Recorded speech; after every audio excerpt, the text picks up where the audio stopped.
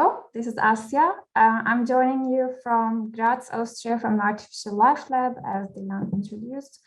And I'm going to talk about mainly a type of construction method that I'm working on in order to build responsive and healthy habitats for bees that incorporates mycelium growth processes, digital and physical design processes as well.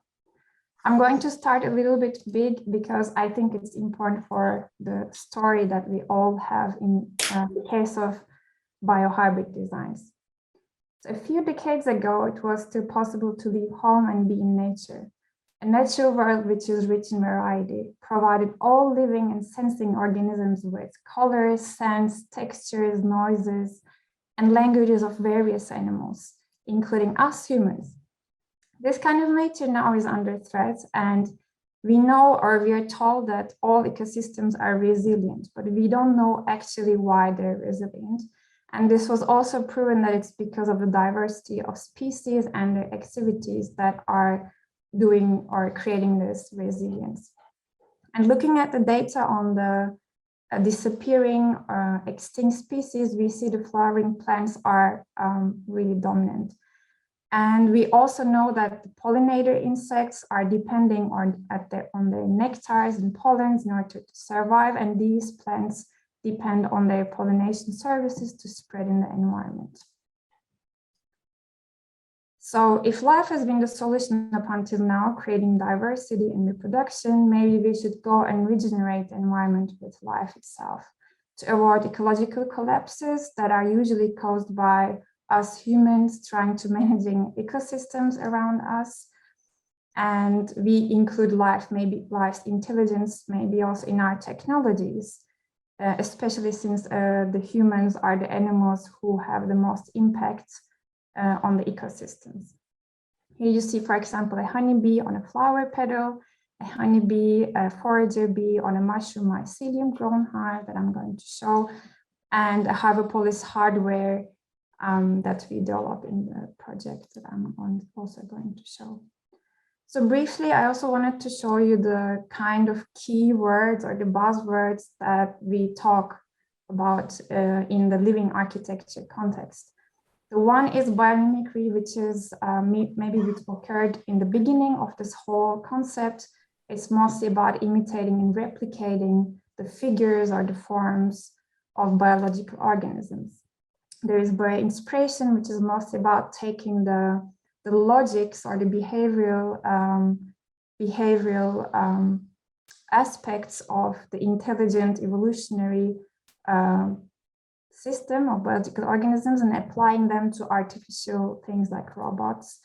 And many people talk about biophilia, which is actually a hypothetical human tendency to interact really closely to the other forms of life, which really also is impacting us as designers and architects.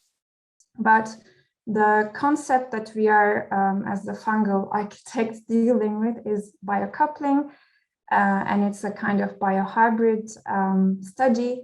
It's mostly about creating a system for the symbiotic coupling of living biological complexes with artificial elements to create a dynamic and operating system towards maybe more novel architectural objectives. And in Hivopolis project that I am doing my doctoral research in, we collaborate with honeybee colonies in order to regenerate the damaged ecosystems. And the reason would be is that the eusocial insect colonies, like honeybees, are on top of this kind of pyramid of eusocial insects, is that they're ideal for affecting ecosystems when they're implanted in like both in urban systems and wild ecosystems. They are keystone species, and they affect many other organisms. They have centralized nests, so they can bring a lot of information material-wise, and they can spread out a lot in the environment from these focal areas. And they offer many, many social hooks, like social behavior, that our technology can be hooked in. And in my work, I found it really important to make the differentiation of a bee haven and a beehive, because a lot of people ask about it, like, Are you designing a beehive for beekeepers or honey extraction or such things? So there are many, of course, aspects of this kind of work. And here I wanted to show you the example of a bee haven, which is a recent finding that in the Rosalind Chapel in Ireland, they found a maybe 600 years old ancient beehive that they think that the masonry team of the whole cathedral built on purpose.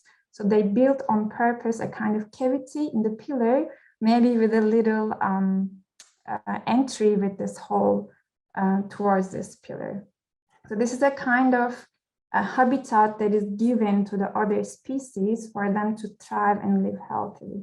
And the other one would be the beehive. Maybe it's more towards exploitation of a living organism, maybe taking honey from them. It could be observing them, but it could also be interacting with them and understanding them. And in the Hivopolis project, which is an FET EU project, which we started around 2 years ago, it's a long project where 7 institutions work together towards a really complex and large goal. It is mainly about creating a new symbiotic life form with novel characteristics, including our technologies, hardware, software technologies, which is stable, resilient, robust, efficient, and all sorts of stuff. So there's the modularity included in the Hivopolis beehive. And as we see, the kind of structure that we work with as a biohybrid technology, and in the context of the biohybrid architecture, it's the same. We have 3 main factors for this thing to work. So it should affect the organism that it inhales or interacts with. It should affect the ecosystem that it is implanted, and it should affect the human society. So humans should adopt it and kind of use it. And I think this is a very big topic in the mycelium materials, how we encourage the human society to adopt such novel materials, for example. And in my research track, I took mycelium logic and the material as an ecosystem effective grown beehive to design with. And here I wanted to briefly show you how this whole thing started in my development of an architectural theory, and how design for multi-species cohabitation occurred in my work. I worked a lot with the tactility and the material qualities of the fused filament deposition. I explored in an exhaustive search way the 3D printing parameters in order to maybe tune the local qualities of a monolithic structure. I worked with thermoplastic in order to create such scaffolds for honeybees to develop on. So at that time, I didn't have the idea or the knowledge that the micro-scale organisms can also create scaffolds for honeybees. But it allowed me to develop a kind of framework where I can look at a construction design in terms of many other functional criteria. So it could be a construction scaffold, it can be an inhabitation scaffold for a superorganism like honeybee organism. I'm talking about maybe 50 kilos, almost 80 kilos of weight and 40, 50 liters of volumes, for example. And this also allowed me to think of the next stage when I started my PhD here in Graz. I came across with the mycelium materials when I was looking at the interfaces in between the bee colonies and the technological elements like sensors and such, and the 3D printing and precision printing and smart materials. But it didn't give me the same kind of aesthetic satisfaction as the fungus materials did when I started to work with them, as well as the fascination of how the really microscale fibrous quality of mycelium can infill the filamentous structures that I was able to build by 3D printing. So I started to look at how beeswax and the mycelium is kind of interacting in a very DIY manner around 2018 in a biohacker lab in Graz, because my chef, like, was a scientist, biologist, didn't really allow me to work with fungus in the beehive context, because the research, mostly from Part-1, this famous, worldwide famous mycology professor, didn't yet publish his paper about honeybees and mycelium and how mycelium can be beneficial for honeybees. So it was at that time that I got the goal to be able to have this mycelium as my biological agent for developing the hives. And when I dig more into the interrelations between the fungi, in mostly the wood rotting fungal mycelia, and the honeybees, of course, there were many, many things. For example, I didn't put the citations here, but these are all scientific evidence, like the commonalities in propolis, the resin that is produced by the honeybees, like collected plant resin and antimicrobial bee enzyme, like hybrid material, and the polysaccharides in the wood rotting fungal mycelia. There were very common types of polysaccharides. And there was another study where people looked at propolis combined with the incubation of mycelium environment and how it affects the healthy mycelium growth. So it didn't inhibit the growth of mycelium, for example, but it inhibited non-beneficial microbial growth causing contamination, and antiviral detoxification activities of mycelium, nutritional compounds found in mycelia, and of course the thermal properties of the mycelium materials, we all know, could be very beneficial in the context of construction of beehives. So as a kind of hypothesis or question, I came up with the idea of creating a bioactive mycelium hive structure which can positively modulate the inner nest microbiome, meaning that the mycelium wouldn't be killed completely as it is done in the more functional mechanical works where other colleagues do. So usually you grow the mycelium in some forms, in some kind of densities, and then you dry, heat, kill it in ovens and such. So you basically use the structural and mechanical and thermal performance in that sense. But in this kind of work, the aim is also to get some of the bioactive compounds, as well as maybe the living activities of the mycelium, in order to create this symbiosis in between bees and fungi. And my first kind of design idea also was to create the scaffolds, like you've seen from my co-occupied boundaries master's project, but this time as carriers for growing mycelia, honeybees, wax, bee bread, pollen, nectar, all sorts of beehive related substances, as well as maybe carriers for controlled delivery of drugs, medicine, nutrients, both for fungi and bees. So it is a very speculative approach.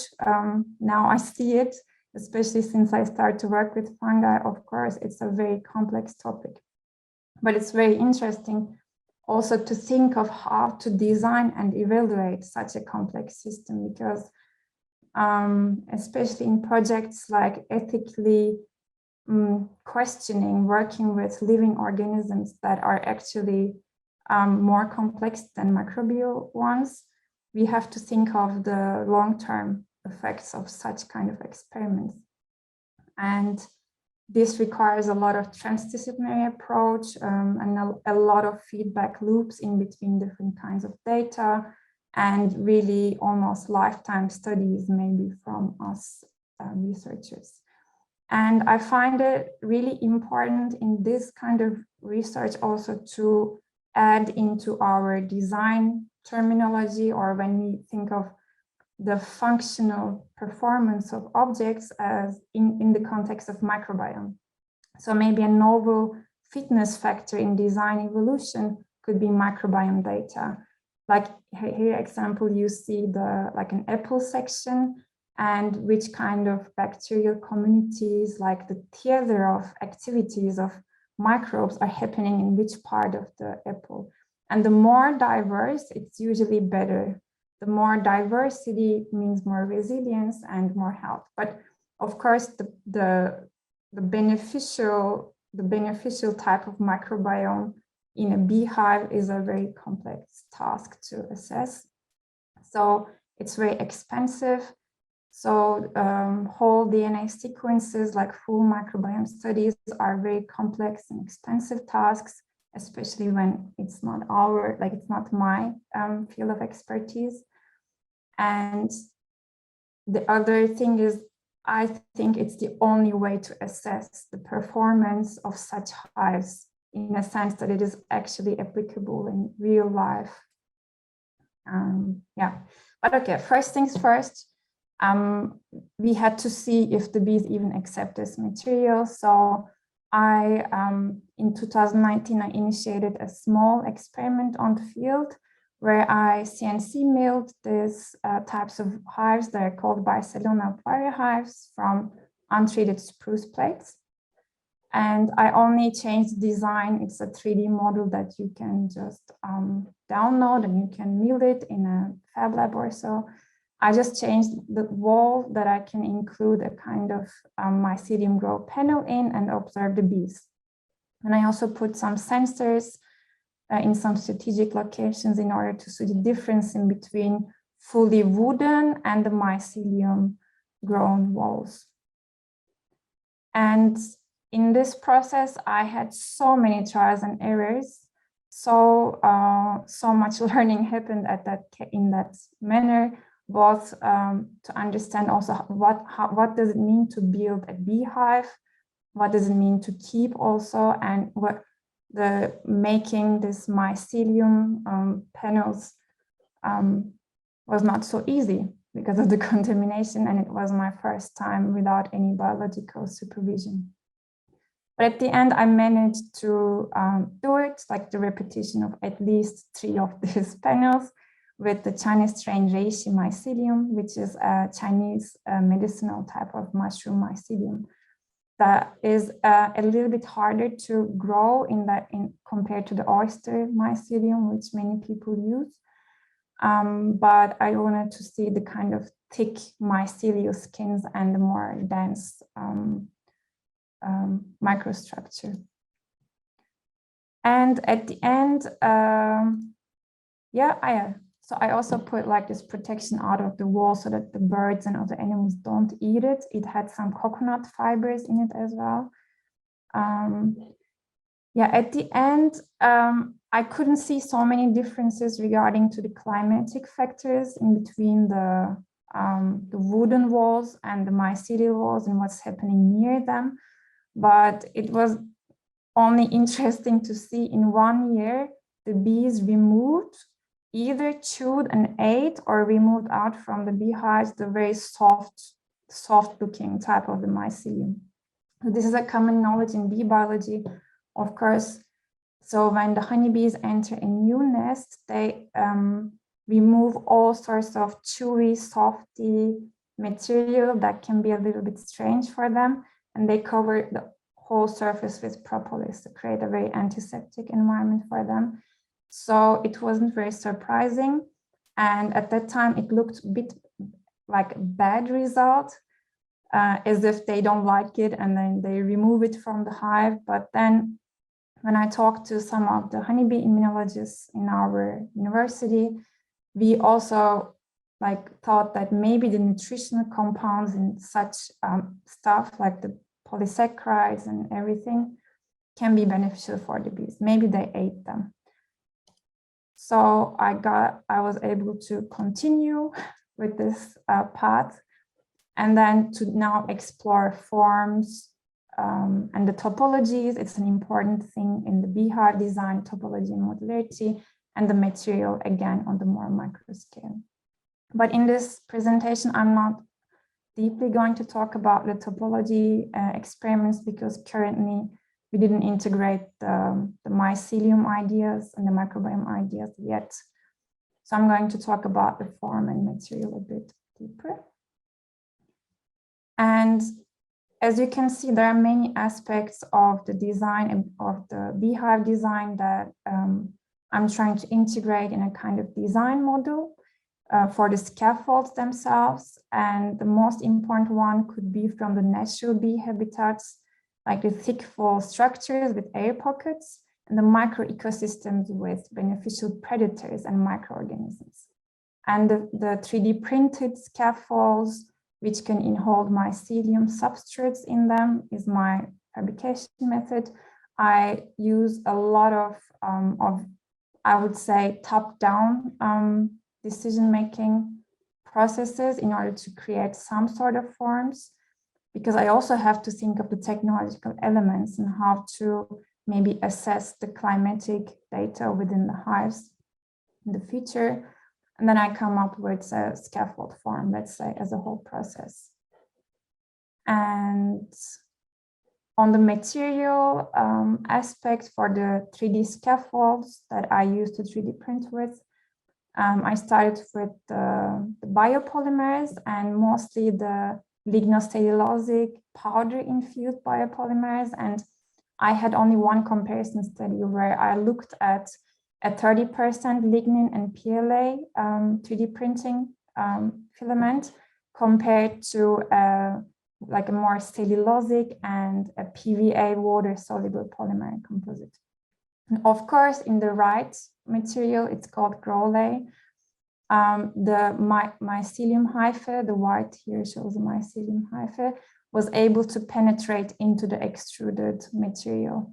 So here you can see, because the water-soluble polymer is gone after soaking the 3D printed structure in the water, the mycelium could penetrate into the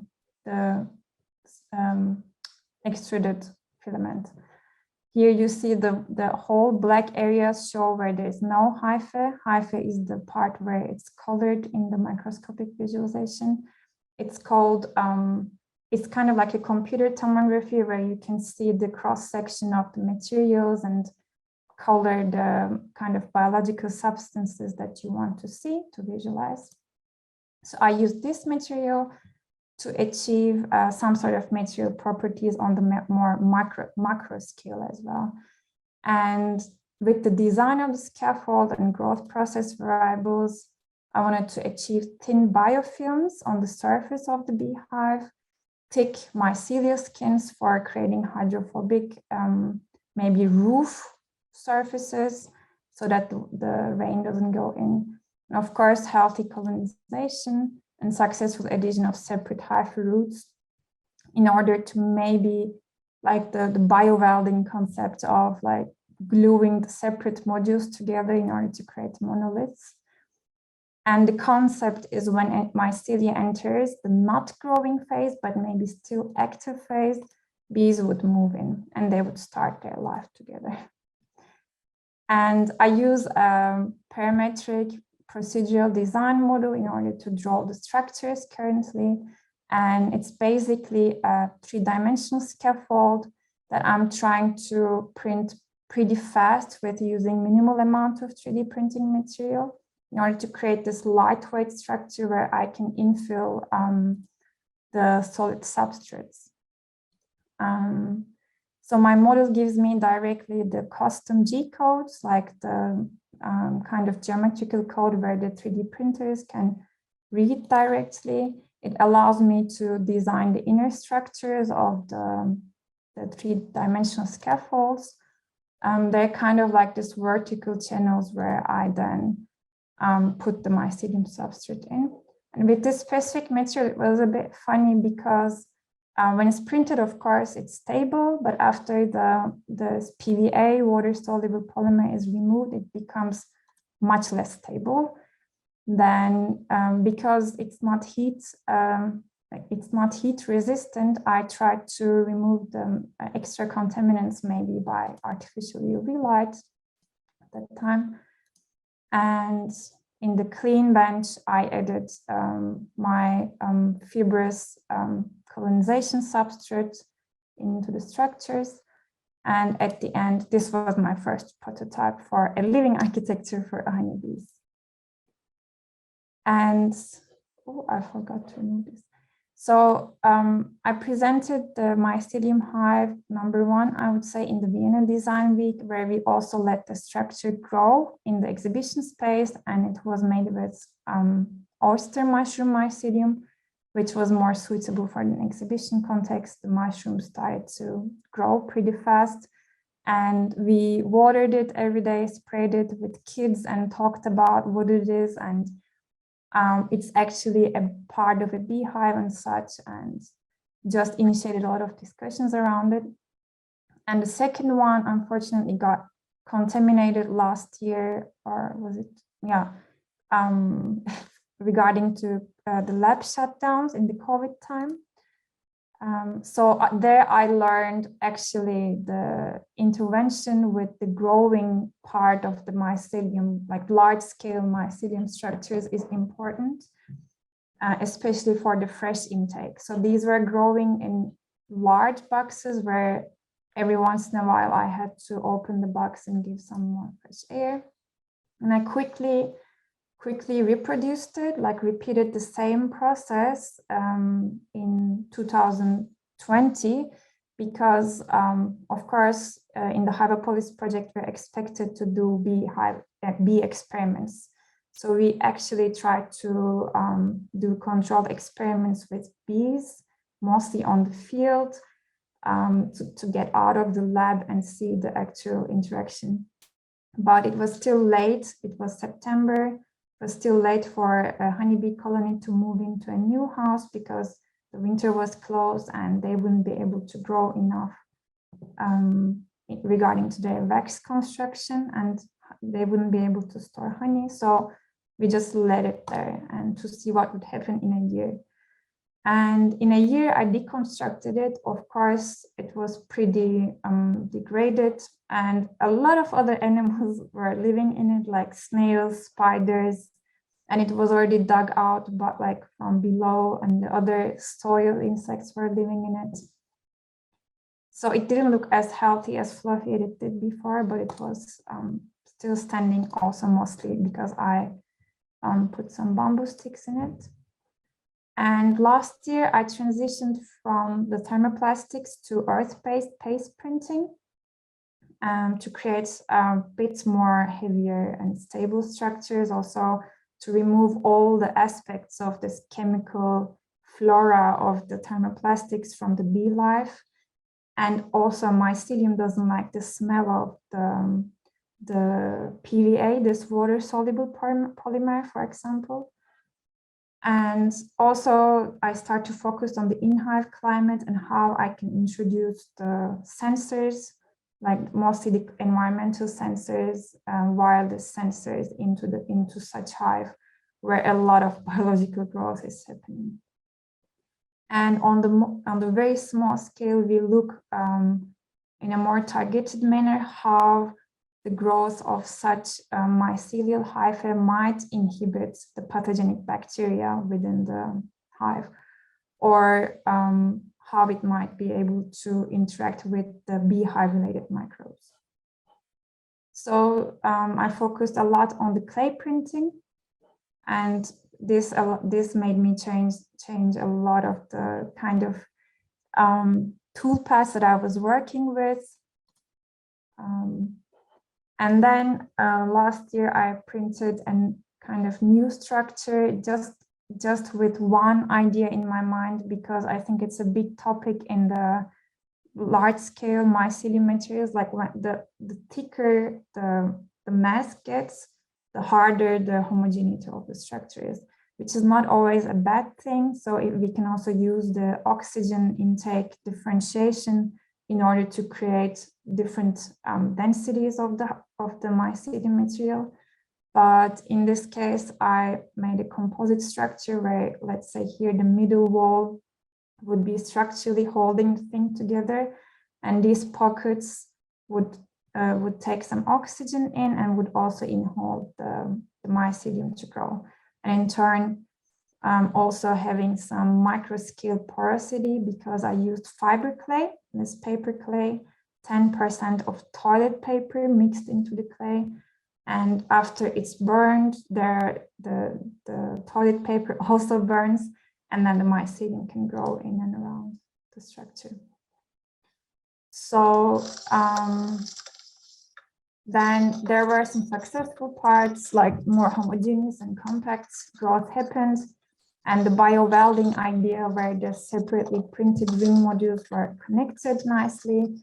And the only thing was that the form that I the form that I saw digitally pretty stable was not acting very stable when it's printed and grown. So I wasn't confident enough to put a whole bee colony in it. So it's a really big topic, working with living organisms, especially animals, like the ethical aspect or taking the responsibility as a designer, how in the long term it will affect.